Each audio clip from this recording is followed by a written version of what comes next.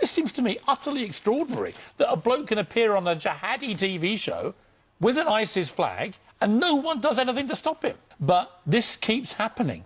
And I don't think it's really enough for the London mayor to just go, hey, we've never been safer. When actually, a lot of people feel like we've never felt less safe. What they want to know is how do we get these people before they commit these atrocities? If you're a football hooligan and you whack a few people at a football match, you get a banning order. If you do it abroad, you get a control order, which means you can't travel.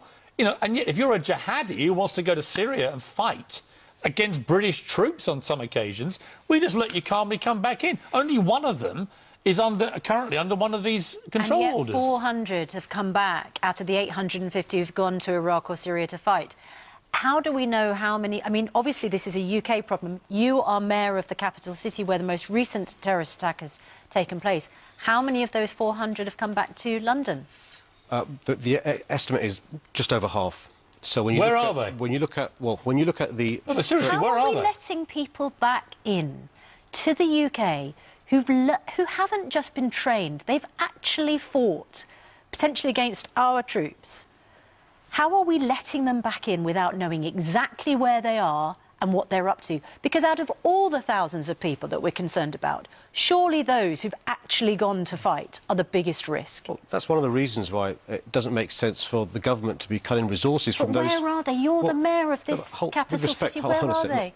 I can't follow 400 people. What I can do is make sure with the policies, because what we can do though is make sure that the resources for the police and the experts to follow these people. Why can't you instruct the police? Why can't you call Cressida Dick right now and say every one of those people who's come back from a war zone, who's in London, I want them followed?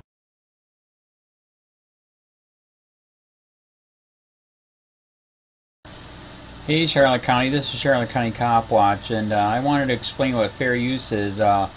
You can use pieces of news articles if you're doing it for news reporting, you have commentary, and you're doing it for education purposes. So that's what fair use is, as you can see right here. Another reason why I wanted to make this video is to let you know I have just joined with Patreon. A nice thing with Patreon, I make no money on YouTube. They took the money away years ago, and so this is another way to give, and it's a nice thing too because you can give monthly. You can give $1, $5, $10, whatever. I do 4 to 5 hours a day on trying to wake the sheeple up on how corrupt it is and different ways that you can fight the corruption.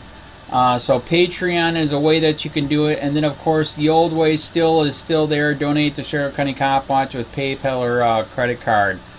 So keep that in mind. 4 to 5 hours a day. I make no money, but the corruption happened to me and I'm sick of it, so I'm trying to wake people up.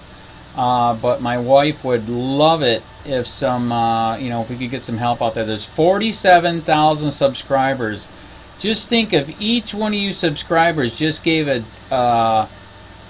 let's say actually yes, $1 a month. 47,000 subscribers gave $1 a month. That would be awesome. That's not going to happen. But anyways, that would be great if it did happen. But do the math in your head. Just think about it. Like I said, 4 to 5 hours a day. I get no money from YouTube. YouTube has gone nuts. You can't do anything anymore.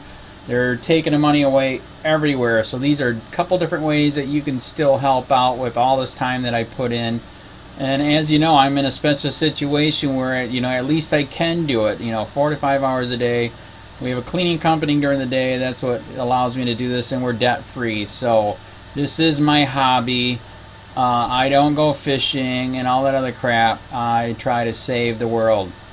So help me out to make the wife happy, man. In fact, if you guys did give $1 a day, and there was 47,000 of you, and you did it, and each of you gave $1, and that was every month, oh my God, yes, I could quit. I could start suing them. Another idea too that we have is, if I got, some funds, we could actually contact everyone that has been ticketed and or arrested and put in jail and start sending them postcards to let them know we're here, and to see if everything went all right, and if it didn't, find out their story. So we could even do more investigations and more lawsuits. Lawsuits take money. So just think about that. You know, 47,000 of you so far right now. You know, $1 a day. I mean, $1 a month on Patreon, or $5 a month Patreon, 10, 20, whatever. Just do the math in your head. Help out. This is a lot of work every single day. Thanks.